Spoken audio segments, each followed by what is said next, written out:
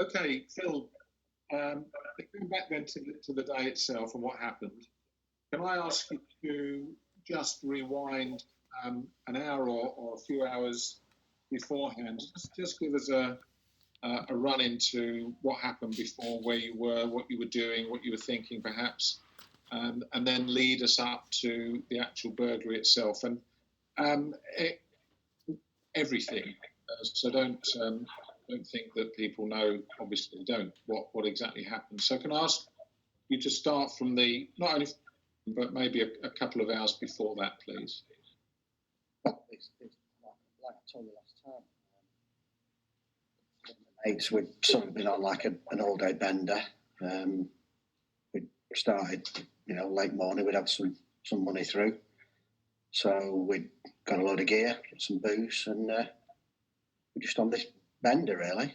I'm sorry for what happened, but then as the day went on, we started to run out of gear. So when we'd run out, I was nominated to go try and get some cash to get some more. So I went out, walked down a couple of streets and that. I can't remember all of it. I was off my head, to be honest. I was absolutely out of it. But I remember trying a few doors, I think, back doors. Couldn't get in. They were really secure and that. And then went to the lady's house, and it was pretty obvious that there was nobody in. So I think I seem to remember hopping over a bin, something like that, over a gate round the back.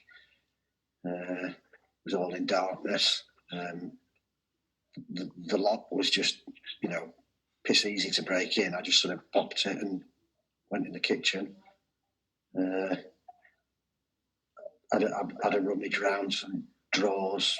I think some drawers. I can't remember. I said I was off my head. I think the drawers were either in the kitchen table or they might have been separate. I don't know.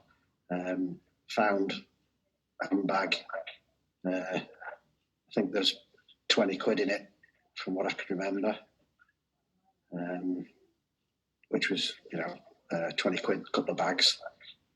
And left. I think I can't remember how I got over the fence. It was dark, I remember that. So, because there's no lights on that, so I knew there's nobody in. And that was it. That's all I can remember, really, getting the money. I feel a bit, if I was honest, a bit disappointing. 20 quid, because it's a couple of bags. There was about 5 or 6 of us at the party, so that wasn't going to go far. Went back, got a bit of piss taken out of me for not doing, getting so much. And that's really pretty much all I can remember, I think. Like I said, I'm sorry, shouldn't have done it. I was just in a really bad place at the time. Just doing low, I couldn't get enough gear in me. The only time I'd ever stopped doing it was when, I'd either get nicked or I'd wake up in hospital. I just can't get enough in myself at the time. Chaotic, and, lost contact with my family because they were pretty pissed off with me and disgusted. So bits of it are blank, but I know I shouldn't have done it. And I'm sorry, really. I didn't think anybody would want to meet me. Because I'm sorry. Okay. Just to clarify a few things then, Phil, please. When you say it was gear, what do you mean by that? A couple of bags of smack. What smack? Smack, heroin. Okay. And you also mentioned the word bender at the beginning. What do you mean? Say that again, sorry. You mentioned the word, you were on a bender right at the beginning. What do you mean by that? A bender? You're joking. Just on the piss all day and taking loads of drugs, an absolute bender. Okay. Just again, you said you got to the tea and you popped the lock. How exactly did you pop the lock?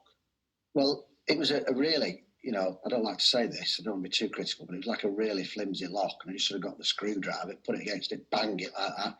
Now it pops like that. Honestly, it's just so simple. You wouldn't believe how easy it is. And where did you get the screwdriver from to do that? I suspect I carried it with me all the time. Really, I don't target people. It's opportunistic, so you need some tools with you. So usually I had it with me, just in case I needed it. Okay. Once you got into the property itself, you said you had a quick look around the room. Can you remember exactly where you went within the property? It was just, I think, hallway and kitchen, really. I wanted to get in and out as quick as I could.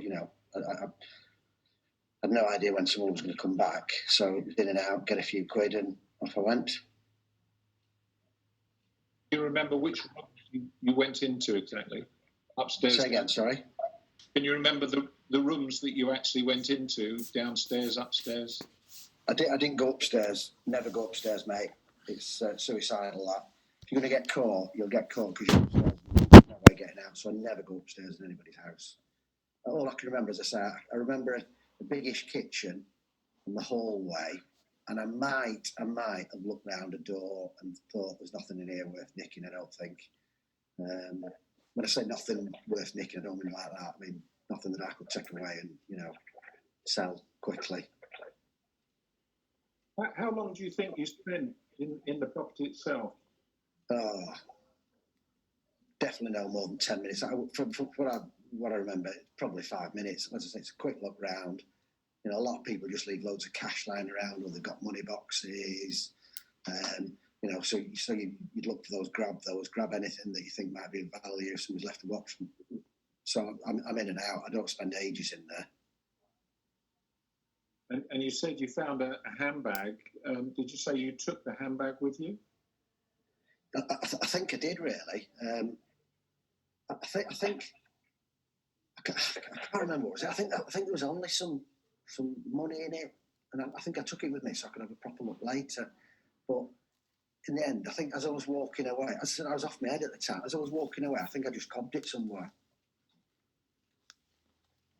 Okay. I appreciate what you said about yourself being on heroin at the time, but I was on more than heroin. I was on anything I could get my hands on. It's whatever's up on the deck. That's what you go for. Okay. Can you remember leaving the property? How you left it and which way you went? I think I climbed over the fence and then just went to the front and I don't know, went back up the road where I'd come from, back towards where the party was. And can you remember what you did with the handbag? Like I say, no.